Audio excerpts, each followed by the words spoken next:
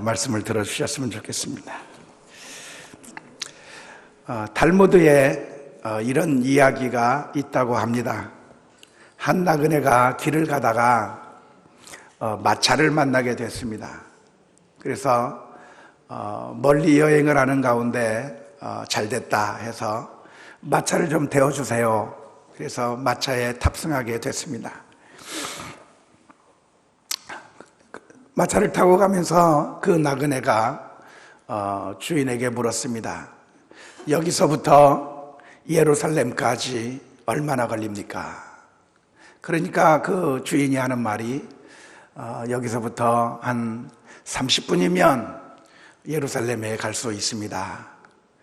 그 이야기를 들은 나그네는 걸어서 갔더라면 정말 오래 걸릴 그 거리를 30분 만에 마차를 타고 갈 수 있게 된 것에 너무나도 기뻐서 정말 좋아했습니다.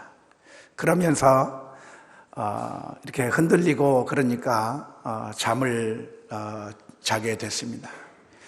잠을 자고 한 몇 분 동안 잠을 잤는데 한 대략 30분 정도 잠을 잔 것 같습니다. 그래서 깨어나가지고 주인에게 물어봤습니다.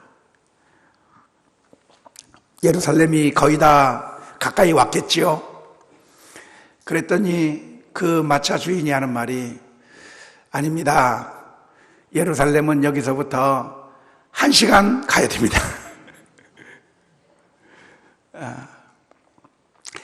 그 마차의 주인은 그 마차가 어디로 가는지에 대해서는 이야기하지 않고 그냥 그 있는 위치에서 예루살렘까지 얼마의 시간이 걸리느냐에 대해서만 이야기를 했는데 그 마차를 얻어 탄 나그네는 그 마차가 예루살렘으로 가는 것이라 지레짐작하고 그냥 안심하고 있다가 예루살렘으로부터 더 멀어지게 되었다고 하는 그런 이야기가 탈무드에 있습니다.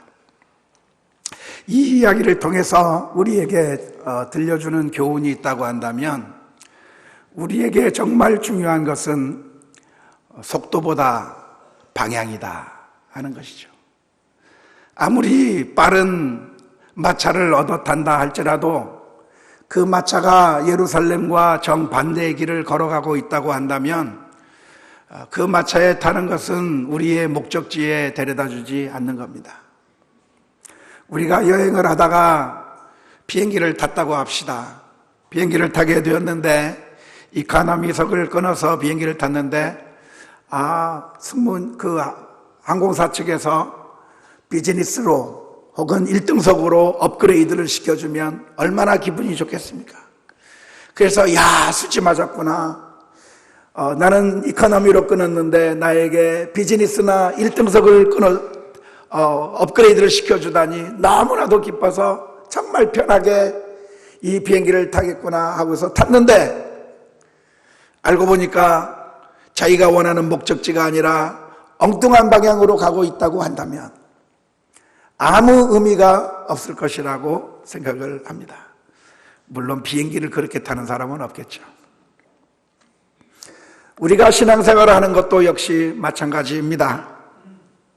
우리가 신앙생활을 해나가는 데 있어서 정말 중요한 것이 있다고 한다면 우리가 어디를 향해서 나아가고 있는가가 정말 중요합니다. 우리의 믿음의 길이 정말 화려하고 멋있는 길로 걸어간다고 할지라도 우리가 신앙생활을 할 때 여러 가지 체험도 있고 여러 가지 능력 있는 많은 것들을 체험한다고 할지라도 우리를 인도하는 그 최종 목적지가 어딘가 우리의 방향이 어디 있는가가 중요한데 그 목적지를 제대로 하지 않는다고 하면 그러면 우리는 큰 낭패를 당할 수밖에 없습니다. 예수님께서 말씀하시기를 맹인이 맹인을 인도하면 두 사람이 다 구덩이에 빠진다고 말씀해 주셨습니다. 우리가 하나님께서 원하시는 그 길을 가지 않고 하나님께서 원하지 않는 엉뚱한 길을 향해서 걸어가게 된다고 한다면 우리의 신앙생활은 잘못된 곳에 다다를 수밖에 없다고 하는 사실을 우리가 기억해야 할 것입니다. 그러면 우리는 어떻게 하나님의 뜻을 발견할 수가 있겠습니까? 우리가 신앙생활을 하는 데 있어서 하나님의 뜻을 분별하고 하나님께서 우리에게 무엇을 원하시는지를 알고 그 하나님의 말씀대로 순종하며 나아가는 그것이 우리의 신앙생활에 있어서 정말 중요한 것인데, 그 어떤 것보다도 바른 길로 나아가는 것이 정말 중요한 것인데 어떻게 우리가 하나님의 뜻을 알 수가 있는가 하는 질문을 오늘 다시 던져보려고 합니다. 구약시대 때는 하나님께서 하나님의 뜻을 알려주시기 위해서 초자연적인 방법을 사용해 주셨습니다. 천사를 동원하셔서 천사가 나타나서 하나님의 뜻을 알려주기도 했고요. 하나님께서 직접 음성을 들려주시면서 하나님의 뜻을 우리 성도들에게 계시해 주기도 했습니다. 그래서 구약의 성도들은 신앙생활을 해 나갈 때 하나님께 나아가서 하나님 앞에 직접 물었습니다. 하나님, 지금 이 순간에 어떻게 해야 됩니까? 하나님, 지금 전쟁을 해야 됩니까? 아니면 전쟁을 하지 말까요? 하나님, 지금 전쟁을 한다고 하면 우리 중에서 누가 먼저 올라가야 합니까? 하나님, 우리가 전쟁을 한다면 어떤 식으로 전쟁을 해야 합니까? 하나님 앞에 일일이 물었고 하나님께서는 그 이스라엘 민족을 향해서 이런 방법으로 저런 방법으로 응답해 주셨고, 우리가 잘 아는 믿음의 선조들은 하나님께 물어서 하나님께서 지시하신 대로 순종하는 가운데 하나님의 놀라운 역사를 체험할 수가 있었습니다. 모세는 하나님의 명령에 따라서 하나님께서 인도하시는 대로 이스라엘 민족을 인도했고, 여호수아는 하나님께서 인도하시는 대로 하나님의 말씀에 따라 순종하며 나아갈 때 하나님의 놀라운 기적의 역사를 체험했습니다. 여리고성을 무너뜨릴 때 세상 사람들이 다 하는 방법이 아니라 전혀 사용해보지도 않았던 생소한 방법, 여리고성을 한 바퀴씩 돌면서 하나님의 말씀에 순종해가는 가운데 하나님께서 지시하시는 방법대로 할 때 놀랍게도 여리고성이 무너지게 되는 어마어마한 일들을 경험하게 되었습니다. 우리가 잘 아는 믿음의 용사였다고 할 수 있는 다윗 장군은 전쟁을 할 때 하나님 앞에 묻습니다. 어떻게 해야 됩니까, 하나님? 하나님께서 이렇게 하라고 하면 그렇게 하고, 저렇게 하라고 하면 저렇게 하고, 하나님께서 뜻을 보여주시는 가운데 그 말씀에 순종하면서 신앙생활을 했고, 그래서 하나님과 늘 동행하는 삶을 살았던 것을 우리는 성경에서 볼 수가 있습니다. 하나님께서 하나님의 뜻을 계시해주는, 하나님의 뜻을 드러내주는 방법 가운데 하나가 꿈이라고 하는 방법도 하나님께서 사용해 주셨습니다. 하나님께서 사람들에게 꿈을 주셔서 꿈을 꾸게 하셔서 미래의 일을 보여주기도 하시고, 꿈을 꾸게 하셔서 하나님의 그 길을 인도하시는 그 이야기들이 성경 말씀 가운데 여러 번 기록되어 있습니다. 우리가 잘 아는 것처럼 애굽 왕 바로는 하나님께서 그에게 꿈을 꾸게 하셔서 미래에 다가올 7년간의 대기근 동안에 어떻게 대비할 것인가, 그 지혜를 배울 수가 있었습니다. 7년간 풍년이 있을 것인데, 그리고 그 이후에는 7년간의 대기근이 있을 것인데, 이 풍년의 기간 동안에 곡식들을 다 저장해 두었다가 7년, 6년 동안에 그 곡식을 사용할 것을 하나님께서 그에게 꿈을 꾸게 하셔서 미래를 바라보게 만들어 주셨습니다. 우리가 잘 아는 것처럼 동방의 박사들은 예수님께서 탄생하셨다고 하는 그 소식을 듣고서 경배하러 왔다가 주님께서 꿈에 지시하셔서 헤롯 왕에게로 돌아가지 말고 다른 길로 돌아가라고 하는 그 하나님의 음성을 듣고 꿈에 나타난 지시하심을 받아서 다른 길로 자기들의 고국으로 돌아갔다고 성경은 기록하고 있습니다. 요셉도 하나님께서 꿈을 통해서 계시해 줌으로 말미암아 헤롯이 예수님을 죽이려고 했을 때 아기와 모친을 데리고 애굽으로 피신하게 되었고 다시 팔레스타인으로 돌아오는 그 과정 가운데서 하나님께서 꿈을 통해서 지시해 주시는 그 지시를 듣고서 다시 팔레스타인으로 돌아오는 일을 하게 되었습니다. 바울 사도는 환상 가운데 마게도니아에서 청년들이 건너와서 우리를 도우라고 요청하는 그 요청을 바라보게 되었고, 그래서 소아시아에서 복음을 전하는 것이 하나님의 뜻이 아니고 이제 바다를 건너가서 저 유럽으로 건너가 마게도냐 그리스 지방에서 복음을 전하라고 하는 하나님의 뜻인 줄 알고 마게도냐로 건너가서 거기서 복음을 전하는 그 결단을 꿈을 통해서 지시해 주시는 하나님의 음성을 듣게 되었던 것입니다. 이외에도 구약 성경에서는 여러 가지 초자연적인 방법을 통해서 하나님의 뜻을 우리들에게 알려주셨습니다. 우림과 둠밈이라고 하는 것을 통해서, 에봇이라고 하는 것을 통해서 전쟁을 해야 될지 하지 말아야 될지 하나님의 그 음성들을 들을 수가 있었습니다. 더 나아가서 제비뽑기를 통해서 하나님의 뜻을 발견하기도 했습니다. 이스라엘 민족에게 왕을 세울 때 누구를 왕으로 세울 것인가? 12지파 가운데서 한 지파를 뽑으니 베냐민 지파가 뽑히게 되었고, 베냐민 지파 가운데서 여러 가정을 뽑으니 기스의 집안이 뽑히게 되고, 그 기스의 지파 가운데서 또 제비를 뽑으니 사울이 선택되어 그 사울을 이스라엘 민족의 초대 왕으로 세우는데 하나님의 뜻을 발견하는 도구로 제비뽑기를 사용했습니다. 뿐만 아니라 범인을 선택할 때에도, 범인을 지정할 때에도 제비뽑기를 통해서 하나님의 뜻을 발견하게 되었습니다.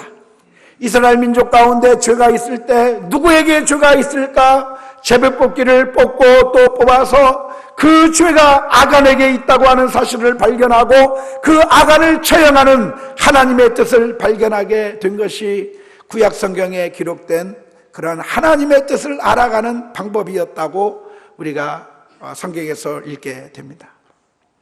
문제는 오늘날 우리도 이러한 초자연적인 방법을 의존해서 하나님의 뜻을 알아갈 수 있을까 하는 문제입니다. 오늘날에도 구약시대 때 하나님께서 하나님의 뜻을 계시하셨던 것처럼 꿈을 통해서 혹은 여러 가지 방법을 통해서 제비뽑기를 통해서 하나님의 뜻을 발견할 수 있겠는가 하는 질문을 우리가 던져보게 됩니다. 원칙적으로 말한다고 한다면 하나님께서 오늘날에도 이러한 꿈을 사용하셔서 우리들에게 계시하시기를 원하신다고 한다면, 오늘날에도 하나님께서 꿈을 통하여 하나님의 뜻을 드러내시기로 기뻐하신다고 한다면 구약시대 때 그랬던 것처럼 충분히 오늘날 우리들에게도 하나님의 뜻을 드러낼 수 있다고 하는 것이 원칙적인 그런 말이라고 할 수가 있겠습니다. 하지만 여기에는 몇 가지 문제가 있습니다.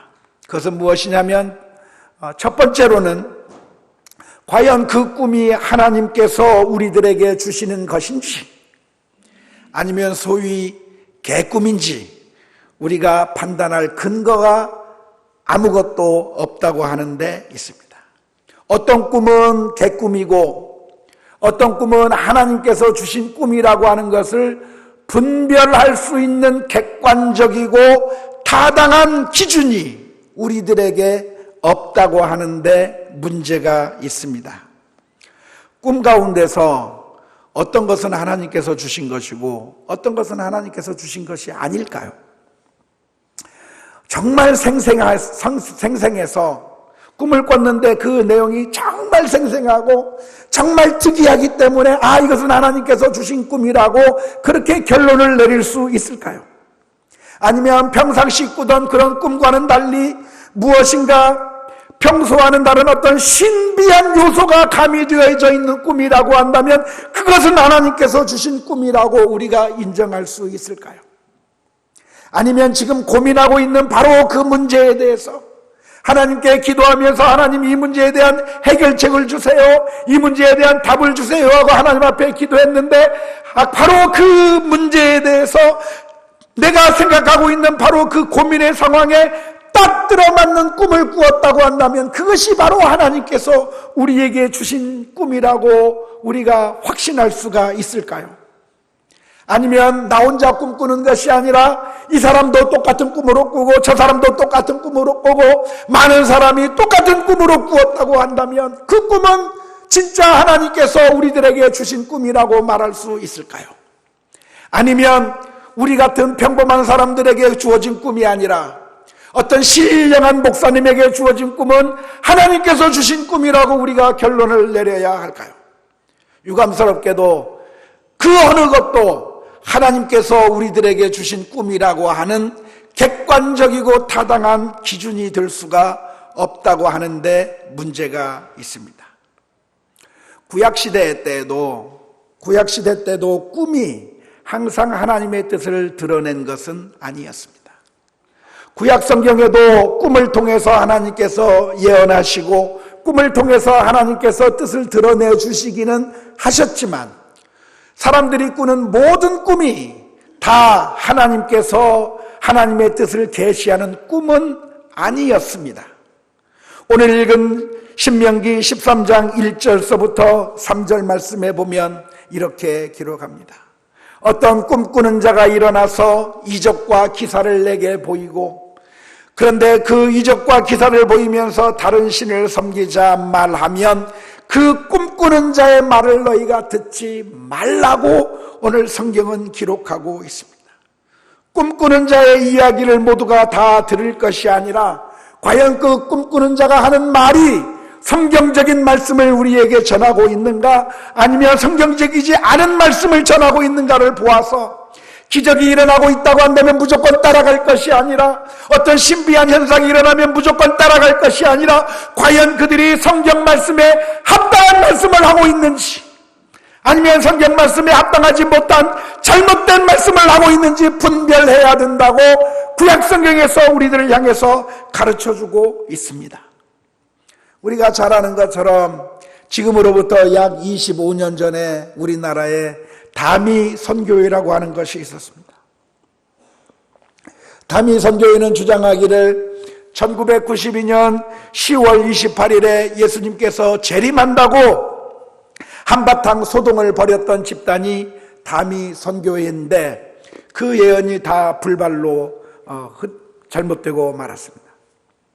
그런데 이 다미 선교회에서 10월 28일 1992년 10월 28일을 예수님의 재림 날짜로 주장한 이유가 무엇입니까? 그것은 그 다미 선교회에 소속한 여러 사람들이 꿈을 꾸기 시작했어요. 기도하는 가운데 하나님의 음성을 듣기도 하고 꿈을 꾸는 가운데 하나님의 말씀을 듣기도 했는데 한 사람만 그렇게 들은 것이 아니라 여러 사람들이 똑같이 들었어요. 이 사람도 말하기를 주님께서 내게 말씀해 주셨습니다. 꿈에 말씀하시기를 1992년 10월 28일 날 주님께서 재림한다고 하는 그 꿈을 내가 꾸었습니다. 또 다른 사람이 말을 합니다. 나도 1992년 10월 28일 날 예수님이 재림한다고 하는 그런 꿈을 꾸었습니다. 수많은 사람들이 똑같은 꿈을 동시다발적으로 꾸었을 때 많은 사람들이 생각하기를 이게 진짜인가 보다 그렇게 생각을 했습니다. 뿐만 아니라 그 꿈을 꾼 사람들이 어떤 사람들이냐면 어른들이 꿈을 꾼 것이 아니라 물론 어른들도 꿈 꿨겠지만 티네이저들 이제 중학생, 고등학생과 같은 그런 아직 순진한 아이들이 꿈을 꾸면서 어떤 악의적인 생각을 가지고 있는 그런 학생들이 아니라 정말 순진하고 무구한 그런 정말 착한 어린아이들이 꿈을 꾸는 가운데 1992년 10월 28일 날 예수님이 재림한다고 하는 그 꿈을 꾼 후에 모두가 말하기를 하나님께서 우리들에게 이 꿈을 주었다고 이야기를 했습니다. 하지만 잘 아는 것처럼 순 거짓말이었습니다. 꿈에 치명적인 약점이 있다고 한다면 그것은 그 꿈이 개꿈인지 하나님께서 나에게 주시는 꿈인지 판단할 수 있는 객관적이고 확실한 타당성 있는 기준이 우리들에게 없다고 하는데 문제가 있습니다. 두 번째로 더 나아가서 성경은 기록하기를 하나님의 말씀에 다른 것을 더하거나 빼지 말라고 경고하고 있기 때문에 그렇습니다. 우리가 신앙생활을 하는 데 있어서 최고의 기준이 무엇이라고 했죠? 하나님의 말씀이에요. 하나님께서 우리에게 성경 66권의 말씀을 주셨는데 이 하나님의 말씀에 무엇인가를 더해서 이 말씀에 더해서 이것도 하나님의 계시라고 말하면 안 된다고 성경에 기록하고 있습니다. 요한계시록 22장 18절 19절의 말씀입니다. 내가 이 두루마리의 예언의 말씀을 듣는 모든 사람에게 증언하노니 누구든지 이것들 위에 더하면 하나님이 두루마리에 기록된 재앙들을 그에게 더하실 것이요 만일 누구든지 이 두루마리의 예언의 말씀에서 제하여 버리면 하나님이 이 두루마리에 기록된 생명나무와 및 거룩한 성의 참여함을 제하여 버리시리라. 이 하나님의 말씀에 추가해서 하나님께서 또 다른 말씀을 해주셨다라고 주장하면 그것은 하나님께서 저주하실 것이라고 요한계시록의 말씀 가운데서 분명하게 우리에게 경고하고 있다고 하는 것입니다. 하나님의 말씀은 우리들에게 충분해서 우리가 이 하나님의 말씀을 철저히 의지하며 순종하는 가운데 우리가 신앙생활을 해나갈 수 있을 정도로 완벽한 말씀을 하나님께서 우리에게 허락해 주셨기 때문에 이 성경 66권 외에 또 다른 하나님의 계시가 필요한 것이 아니라고 하는 사실을 우리가 분명하게 기억할 수 있으면 좋겠습니다. 더 나아가서 구약시대 때 꿈이 사용된 것은 꿈이라고 하는 것 자체가 어떤 신비한 효능 혹은 특별한 권위가 있기 때문이 아니었습니다. 우리가 이러한 원리를 정말 잘 기억해야 합니다. 구약시대 때 하나님께서 사용하신 것이 많습니다. 그 중에 하나 꿈이라고 하는 걸 사용하셨는데 꿈을 사용하신 그 이유는 꿈이 무엇인가 특별하기 때문에 꿈을 사용하신 것이 아닙니다. 꿈 자체에 어떤 신비한 마력이 있는 것이 아니라 하나님께서 평범한 꿈을 사용하셔서 하나님의 뜻을 드러내기로 결정하셨던 것뿐입니다. 따라서 우리가 구약성경을 읽으면서 아니 신약성경도 마찬가지고 하나님께서 무엇인가를 사용한다고 하면 우리가 그 하나님께서 사용하신 그 도구에 열광하면 안 됩니다. 하나님께서는 때로는 사람을 사용하시기도 하고 하나님께서는 때로는 이것을 사용하기도 하고 저것을 사용하시기도 하고 하나님께서는 이 세상 천지 만물의 모든 것들을 다 사용하실 수 있기 때문에 때로는 이것을 사용하기도 하고 저것을 사용하기도 하고 사람을 사용하기도 하고 어떤 제도를 사용하기도 하시는데 그때마다 우리 인생들은 어리석어서 하나님을 바라보는 것이 아니라 하나님의 손에 붙들려 사용된 도구가 무슨 효능이 있는 줄 알고 착각할 때가 너무나도 많습니다. 사도 바울이 병자를 고쳤을 때 어리석은 사람들은 사도 바울에게 경배하려고 했습니다. 마치 사도 바울이 하나님이나 되는 것처럼 사도 바울을 경배하려고 했는데 사도 바울은 그들을 말리면서 말합니다. 나도 여러분들과 똑같은 사람이라. 하나님께서 이 일을 이루신 것이지 나에게는 경배할 이유가 없다고 이야기를 했습니다. 베드로가 안전뱅이를 일으켜 세웠을 때 사람들은 베드로를 주목해서 봤습니다. 베드로가 정말 위대한 사람이 아닌가? 그럴 때 베드로가 이야기했습니다. 왜 너희는 우리를 바라보고 주목하느냐? 마치 우리의 개인의 권능과 경건으로 이 안전뱅이를 일으킨 것처럼 왜 우리를 주목하느냐? 이 사람을 살려낸 것은 우리가 아니요 예수 그리스도께서 이 사람을 살려냈다고 도구에 집중하지 말고 하나님을 집중하라고 이야기했던 것을 우리가 너무나도 잘 압니다. 하나님께서는 언약궤를 만들라고 해서 그 언약궤를 통해서 하나님의 기적을 이루어내셨습니다. 언약궤를 들고 갈 때 요단강이 갈라지게 되었고, 언약궤를 들고 여리고성을 돌 때 여리고성이 무너졌고, 언약궤를 들고 나아갈 때 하나님의 놀라운 역사가 일어났습니다. 그런데 분명하게 아셔야 될 것은 언약궤에게 어떤 마력이 있는 게 아니에요. 언약궤가 무슨 특별한 것이 있는 게 아닙니다. 지금은 없어져 버리고 사라져 버렸기 때문에 다행입니다만은, 만일 우리가 저 중동 지방에 가서 사라졌던 그 언약궤를 발견해가지고 고고학적 발견을 해서 그 언약궤를 찾아낸다고 한다면 그 언약궤로부터 어떤 신비한 마력을 얻을 수 있을 거라고 생각합니까? 꿈 깨십시오. 언약궤는 그냥 나무 조각에 불과한 거예요.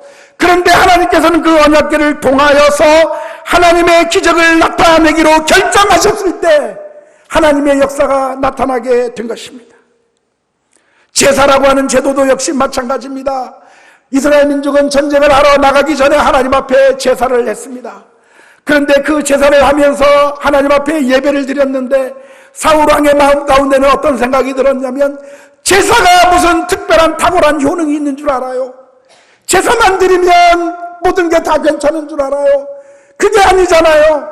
그래서 이스라엘 민족이 흩어지려고 할 때 사울 왕은 하나님을 찾는 것이 아니라 그냥 제사만 드리면 전쟁에서 이길 줄 알고 멋대로 제사를 드리다가 책망을 받게 된 이야기가 사무엘서에 기록되어 있지 않습니까? 하나님께서 사용하시는 도구에는 어떤 신비한 마력이 있는 것이 아니라 하나님께서 사용하는 도구는 그 자체로는 아무런 힘이 없습니다. 꿈도 역시 마찬가지예요. 꿈도 하나님께서는 예전에 꿈을 통해서 하나님의 뜻을 드러내기로 결정하셨기 때문에 그렇게 그 꿈을 통해서 역사해 주셨지만, 그 꿈을 통하여 우리들을 향해서 항상 하나님의 뜻을 나타내는 것이 아니라고 하는 사실을 우리가 기억해야 합니다. 따라서 오늘 길고 긴 메시지를 단 한 줄로 요약한다고 하면 뭐라고 요약할 수가 있겠습니까? 우리가 신앙생활 할 때 꿈을 의지하지 말라. 믿습니까? 우리는 무엇을 보고서 신앙생활 해야 됩니까? 하나님의 말씀을 보고서 신앙생활 해야 되는 거예요. 꿈을 꾸었을 때 이게 무슨 뜻인가 고민할 필요 없어요. 어떤 좀 싱숭생숭한 꿈을 꾸었다든지 고민할 필요 없어요. 왜냐하면 하나님께서 우리에게 충분한 하나님의 뜻을 성경 말씀을 통해서 계시해 주었기 때문에 그렇습니다. 혹시 어떤 목회자가 있어서 꿈을 가지고 해석한다고 하거나 꿈 이야기를 하면서 말한다고 하면 눈이 번쩍 띄어서 그 목회자를 따라갈 것이 아니고, 야, 정말 신비한 능력을 가진 분이구나 따라갈 것이 아니고, 하나님의 말씀 가운데 우리가 서야 합니다. 그런 이야기를 하는 사람은 가짜일 가능성이 99.9999%입니다. 참된 목회자는 성경을 바르게 분석하고 제대로 전달하는 것이 참된 목회자의 길이지, 엉뚱한 꿈 이야기로 사람들의 마음을 현혹하는 것은 제대로 된 목회자라고 말할 수가 없을 것입니다. 우리가 알고 배우고 있는 웨스트민스터 신앙고백서 제1장 6조 성경의 충족성에 보면 이렇게 기록하고 있습니다. 하나님 자신의 영광을 위해 필요한 모든 것, 곧 사람의 구원과 신앙과 생활에 관한 그의 모든 뜻은 성경에 명백히 제시되어 있거나 건전하고 필연적인 논리에 의해 성경으로부터 추론될 수 있으며 어느 때든지 성령이 새 계시들에 의해서나 사람들의 전통에 의해서 아무것도 거기에 첨가되어서는 안 된다. 하나님의 말씀만이 우리들의 신앙과 생활에 충분히 다 주어진 하나님의 계시라고 가르치고 있습니다. 원하기는 우리 교회 성도님들 모두가 하나님의 말씀을 분명하게 이해하고 그 말씀을 연구하고 그 말씀대로 순종하는 가운데 우리의 신앙이 잘못된 길이 아니라 바른 길로 걸어갈 수 있는 우리 모두가 다 될 수 있기를 주님의 이름으로 축원합니다. 기도합시다. 하나님 아버지 감사합니다. 오늘 이렇게